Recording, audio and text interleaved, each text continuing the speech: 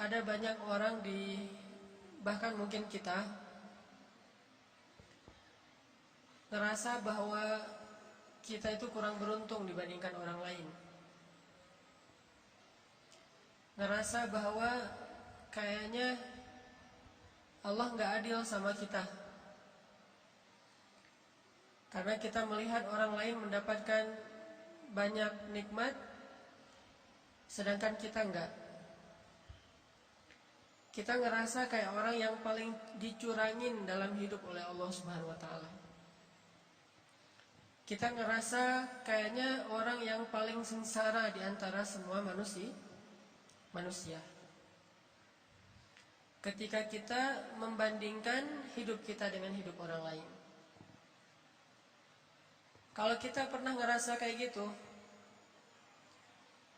gara-gara kita sedang diuji oleh Allah dengan satu masalah, pasti kita berarti belum mengenal Allah Subhanahu wa taala.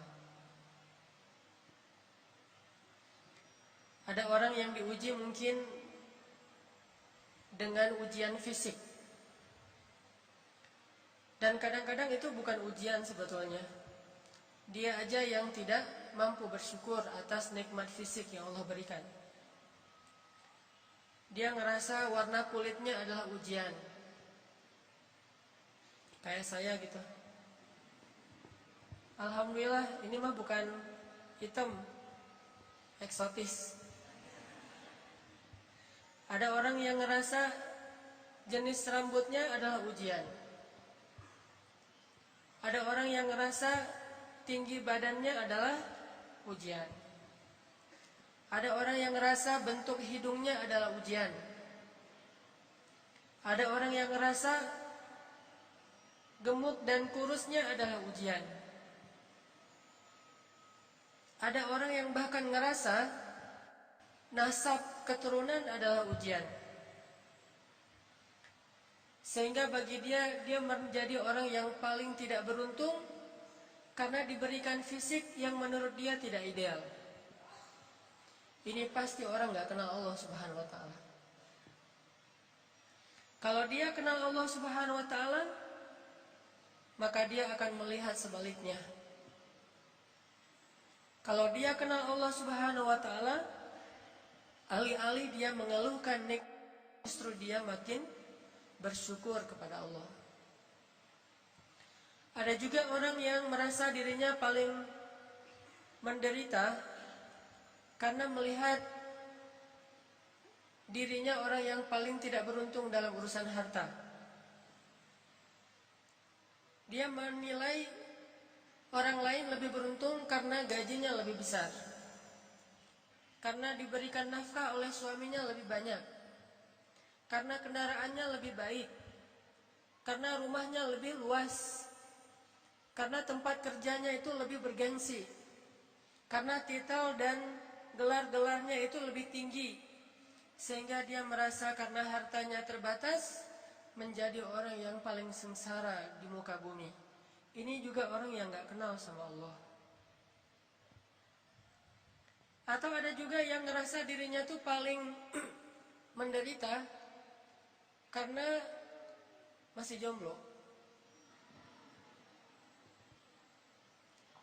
Dia cemburu kepada temannya yang nikah. Bahkan dia cemburu kepada temannya yang baru putus. Lo masih mending ngerasain gimana putus. Dah gua jadi juga gak pernah katanya. Jadian juga gak pernah, apalagi putus. Ada banyak banget hal yang dikeluhkan oleh manusia untuk dia ngerasa pantas menyebut dirinya itu sebagai orang yang paling sengsara. Ada banyak hal yang dianggap oleh manusia itu pantas dikeluhin kepada Allah Subhanahu wa ta'ala, karena memang dia ngerasa dicurangin oleh Allah Subhanahu wa ta'ala. Abu Ubaidah bin Jarrah kekuasaan sebagai gubernur di Syam, Suriah. Sehingga suatu hari ketika dia sedang memantau keadaan rakyatnya, lagi belusukan, keliling-keliling gitu, Abu Ubaidah pernah melewati suatu hutan yang tidak ada penduduk tinggal di sana.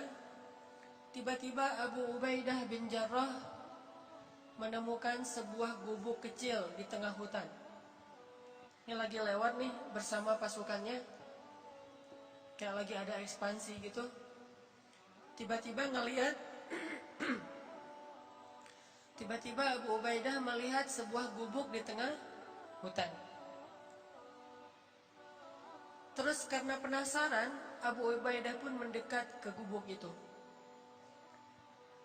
Dari luar gubuk, Abu Ubaidah mendengar suara seorang laki bertahmid kepada Allah.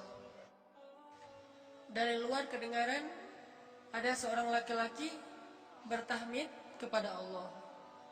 Dia berucap, Alhamdulillah, Alhamdulillah, Alhamdulillah, Alhamdulillah, Alhamdulillah, Alhamdulillah. Terus dia bertahmid, memuji-muji Allah Subhanahu wa Ta'ala. Sehingga akhirnya Abu Ubaidah menjadi kepo. Mulailah Abu Ubaidah stalking, ngepoin, ini siapa nih yang punya akun? Kok postingannya itu positif terus gitu? Postingannya itu memuji-muji Allah. Allah maha baik, Allah baik banget, Allah luar biasa, Allah keren, Allah apa? Terus memuji-muji Allah Subhanahu wa Ta'ala. Terus begitu. Sampai akhirnya Abu Ubaidah penasaran. Maka Abu Ubaidah pun memberi salam, minta izin supaya dibolehkan masuk ke dalam rumah. Assalamualaikum. Waalaikumsalam. Boleh saya masuk? Adkhul, kata Abu Ubaidah. Silakan, silakan. Akhirnya Abu Ubaidah pun masuk ke dalam rumah itu. Sementara prajurit-prajuritnya menunggu di luar. Ketika Abu Ubaidah masuk ke dalam rumah, Abu Ubaidah merasa heran karena dia melihat di dalam rumah itu hanya ada seorang kakek-kakek yang terbaring di atas tanah, gak punya kasur, bahkan gak punya tikar, gak punya bantal, benar-benar terbaring di atas tanah, dan rumahnya kosong, tidak ada perabotan apapun. Gak ada tempat tidur, gak ada lemari, gak ada dapur, ya satu ruangan gubuk itu aja. Dan dia melihat seorang kakek-kakek terbaring sedang memuji-muji Allah Subhanahu wa Ta'ala. Ketika Abu Ubaidah mendekat kepada kakek ini, ternyata Abu Ubaidah baru ngeh kakek ini adalah seorang tunanetra, tidak bisa melihat. Lalu dia melihat kaki kakek ini dalam keadaan lumpuh, tidak bergerak. Usianya sudah sangat tua, matanya buta, tubuhnya lumpuh. Yang bergerak dari tubuhnya cuma bibir saja, sambil berucap, Alhamdulillah, Alhamdulillah, Alhamdulillah. Abu Ubaidah pun duduk di sisi kakek ini, kemudian Abu Ubaidah bertanya, Ya Abdullah, Ya Syekh, Kek,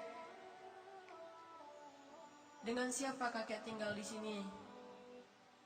Kakek itu menjawab, saya tinggal di sini dengan anak saya. Tadinya saya punya keluarga besar. Saya punya istri, punya beberapa orang anak. Tapi istri saya sudah meninggal, anak-anak saya sudah meninggal, cuma tinggal satu orang. Terus kakek kenapa tidur di sini? Kata kakek itu, saya lumpuh dan saya tidak bisa melihat. Tapi Allah maha baik, kata kakek ini. Abu Ubaidah makin penasaran. Orang miskin, sebatang kara, lumpuh, udah tua, gak bisa ngelihat, gak punya siapa-siapa kecuali anaknya satu-satunya. Abu Ubaidah bertanya, Kek, saya dengar dari tadi kakek itu terus memuji Allah. Dari sejak saya di luar rumah, saya dengar kakek ini terus memuji Allah. Alhamdulillah, Alhamdulillah, Alhamdulillah. Tapi saya perhatikan, sepertinya kakek ini tidak punya kehidupan yang layak. rumahnya gubuk, di dalam rumah nggak ada apa-apa, kakek sakit-sakitan, nggak punya keluarga.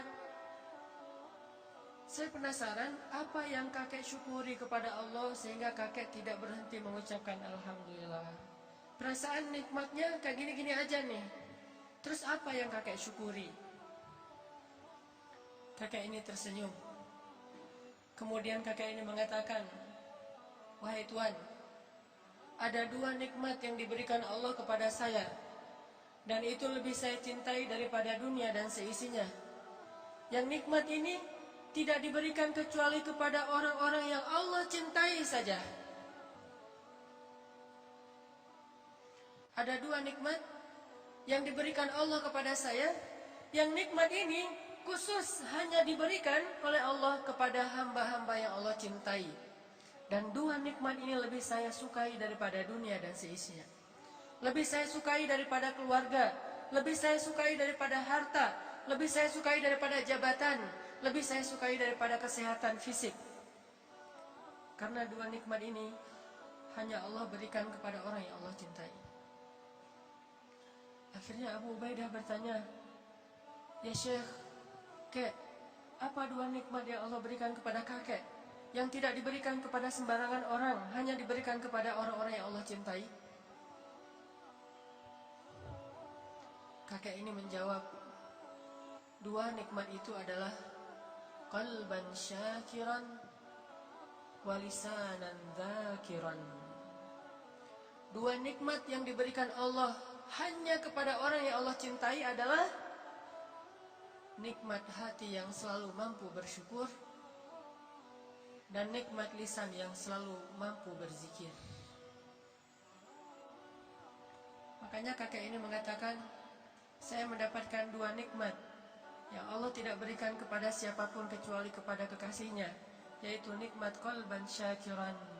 Saya selalu bersyukur, saya selalu merasa bahagia, saya selalu merasa cukup.